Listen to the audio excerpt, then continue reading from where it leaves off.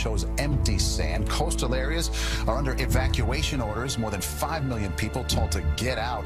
CBS 2's Jessica Layton live tonight in Miami, where she talked with people who chose to stay behind. Jessica.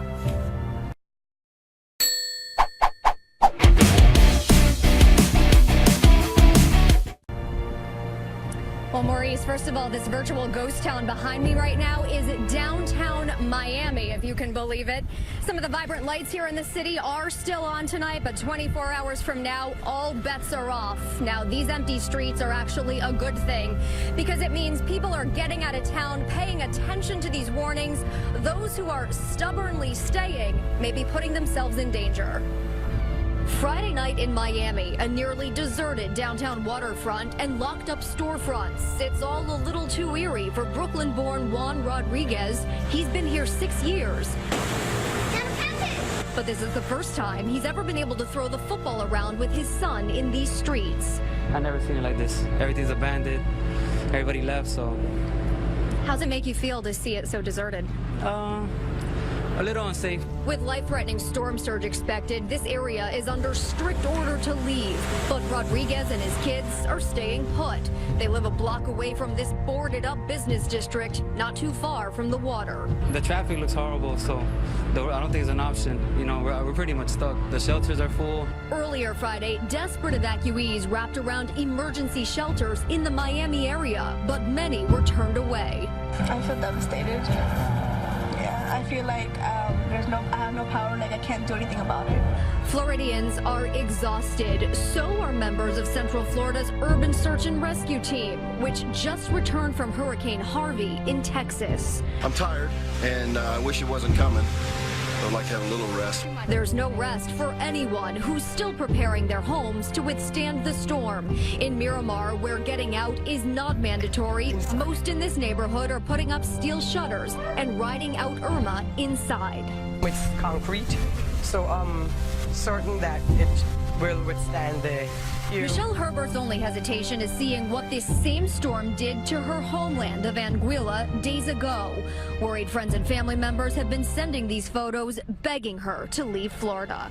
When you have a relative say, Michelle, we're worried about you. Why aren't you getting out of there? What have you been telling them? No, I'm telling them I'm safe. More shelters did open here in the Miami area tonight. There are 43 shelters open right now. Officials are expecting upwards of 100,000 people to pack in. Now, Lonnie was telling me a couple of hours ago that we could be experiencing tropical storm force winds around lunchtime tomorrow. City officials want everyone in a safe place by sunset tomorrow night. We're live in Miami, Florida tonight. Jessica Layton, CBS 2 News. Okay, Jessica, band right there coming through the Keys, then another band right there beginning to come through Miami. So it won't be continuous rain for a while. It'll be bands of rain coming through. But there's the eye of the hurricane right there, and you can see how clear it is right there around the center, and is right on the coast of Cuba right now. So hopefully it'll begin to weaken a little bit.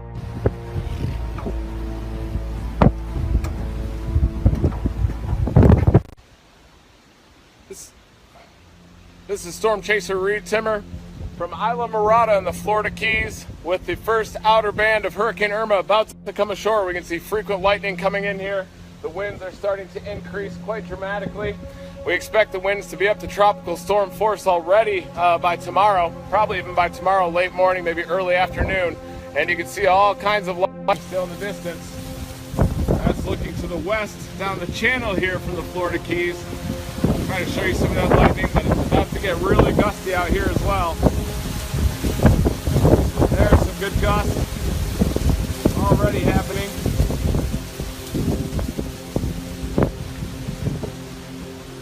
There you can see the channel that goes through Isla Mirada here. If you're in the Keys, you want to get out of the path of this thing. It has been upgraded to Category 5. And here comes the initial rain too. The first raindrops are starting to come down from Hurricane Irma, which is grazing the north shore of Cuba. The Keys of Cuba, actually, they're very similar to the Florida Keys, except even much larger across the north central part of Cuba. That's where Hurricane Irma is moving along, and we've got some pretty heavy rain now coming down. So here it is. Came in abruptly.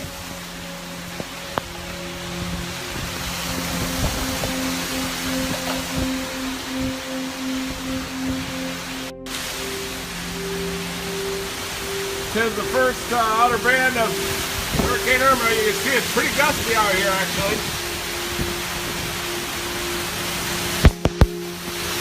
Alrighty. Expect to see a squall of this intensity already, but came in like a squall line. Actually had frequent lightning with it.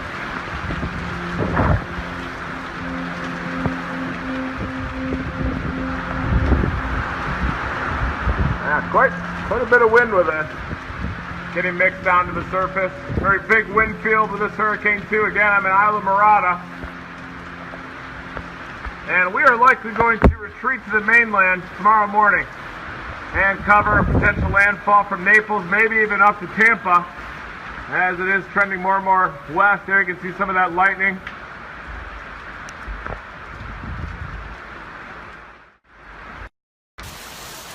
Again, we're in Isla Mirada in the Florida Keys as the first outer bands are finally impacting this area. There's been lots of frequent lightning, very strong gusty winds as this thing came in, almost like a squall line. There you can see the probe. We're going to transport that to the mainland and try to get that in the eye wall tomorrow. There's even waves out there in the channel.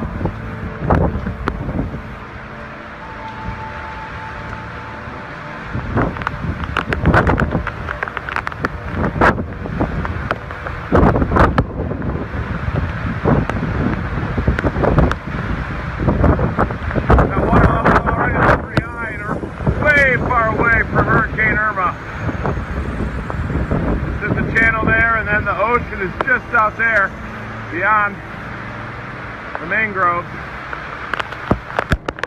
and heavy rain is coming in here. Again, as Isla Mirada is the first outer band of Hurricane Irma is coming ashore. Here you can see the channel through the island. Very strong gusty winds, heavy rain coming in right now, and even some waves in that channel. So second forecast track of now Category 5 Hurricane Irma.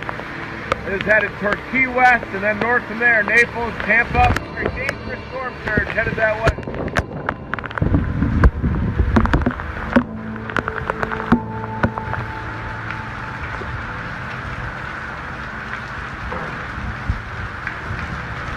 And we'll be back live tomorrow morning, first thing, before we blast to the mainland. You still have time to evacuate.